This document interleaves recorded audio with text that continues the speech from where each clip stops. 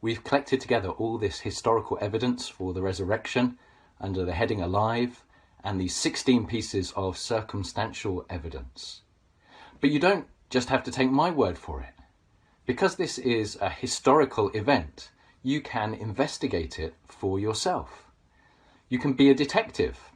I was going to say be a historian, but that conjures up images of cardigans with shoulder patches and smoking a pipe, whereas Sherlock Holmes or Columbo or Jack Reacher is far more glamorous.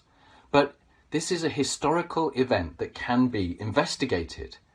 And this is wonderful news, that Christianity is built upon history that can be looked into. It's not built upon subjective religious beliefs or feelings, but you can study it for yourself, you can weigh up the evidence for yourself, and you can find out whether it is true or not. Well, how do detectives or historians go about investigating these kinds of things? They look for reliable evidence. How do they know whether the information is reliable? Well, they have tests to weigh up the reliability of the evidence, and they use a thing called the historical method to do this. We're just going to briefly consider that together. So one of the first things that they look at is the information agreed to by multiple and independent sources? Now, maybe something happens and Gary tells Bob, and Bob tells Barry, and Barry tells Frank, and Frank tells Cedric, and Cedric tells you. But you haven't got their 5 sources. You've only got one source, which was Gary at the start. Everyone else is just copying him. With the Christian account, the Gospels, you might say, well, you've only got one source. It's the Bible. But actually, the Bible has collected together the multiple sources into one place. And with the resurrection accounts, we have multiple independent sources. We've got the 4 Gospels, and we know that they're independent accounts because they have differences and different perspectives between them, even though they can be harmonized. We've got the letters of Paul and James, the letters of the New Testament. We've got the book of Acts. Then we've got the early church fathers, Polycarp and Clement and Ignatius, who were following the immediate eyewitnesses and verify what they taught. And we've then got non-Christian sources from the time. Josephus, a Jewish historian, Roman historians from the time, all corroborating these core facts of the resurrection, that the tomb was empty, that the body was not in the tomb anymore after Jesus had been crucified, and that the eyewitnesses were claiming that he had appeared to them alive after his death. And we've got this wealth of evidence from the first 2 centuries, multiple and independent sources. Another thing that they look at is whether there is embarrassing testimony. We've seen this before already. If your evidence contains things that are embarrassing to your cause, that weaken your position, that damage your reputation, that actually increases the reliability of your source.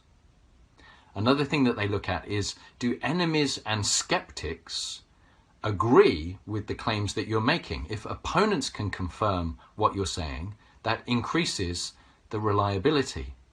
And we've seen already that Paul and James were enemies of Christianity and a skeptic against Christianity.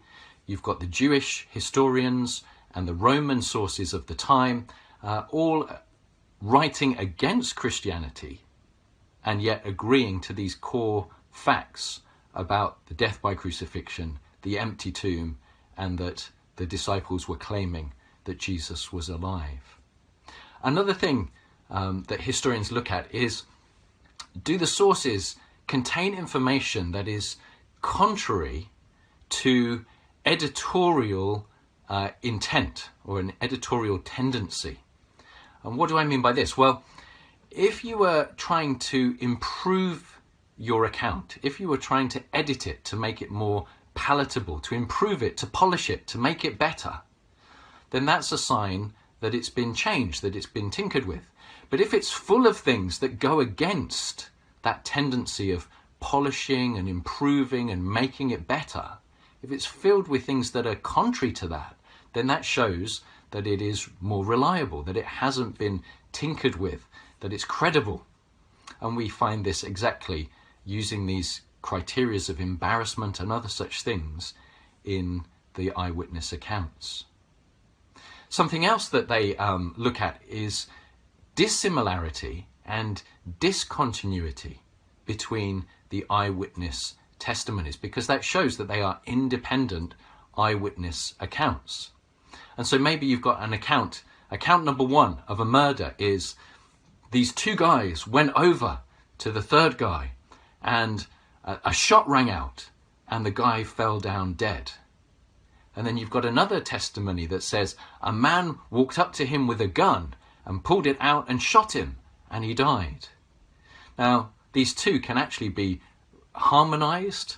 One's focusing on all the people involved, one is focusing on the man with the weapon, and yet these differences show that they haven't been coached in their testimony. Their testimony hasn't been edited to try and harmonize it, so that increases the reliability.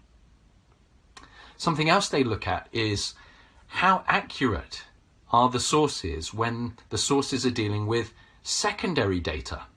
So things like names, places, small tiny historical details that would have to be accurate to that time. How accurate is their language to the people group and to the time in which the accounts are being written? Because if the account is written later or is written somewhere else, these little errors can often creep in unwittingly to show that actually these are not reliable historical accounts. And so if you were reading your resurrection account and it said Jesus appeared to them and he took off his trainers and he showed the scars in his feet to Horatio, the president, then you'd start to think, well, just a minute, this doesn't match the time frame. Now, obviously that's a silly example, but these kinds of errors are present in later Gnostic Gospels, where they have names and places that don't match the original time frame and show that they are later fabricated accounts. But we don't find this with the original eyewitness testimonies in the Gospel. And then the last thing that historians look at is that earlier accounts are the most reliable. So you want your sources on the event to be as close to the time as early as possible. And often in history, people are looking at sources that come many decades or even a century or two after the event itself. But with the New Testament, we have everything written within the lifetime of the eyewitnesses. We've got the letters of Paul and the other New Testament writers. We've got the early church fathers, Clement and Ignatius and Polycarp, who were contemporaries and who were confirming what the eyewitnesses wrote. And then we've got the Roman writers and the Jewish writers of the time, even though they're opposed to Christianity, also agreeing with the things, at least with the facts about what Christians were claiming had happened at the time.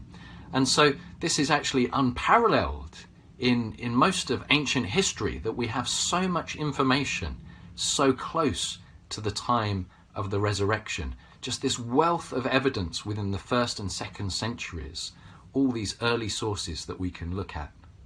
So go to the sources yourself. Go to these primary sources, the eyewitness accounts, the letters in the New Testament, the early church fathers.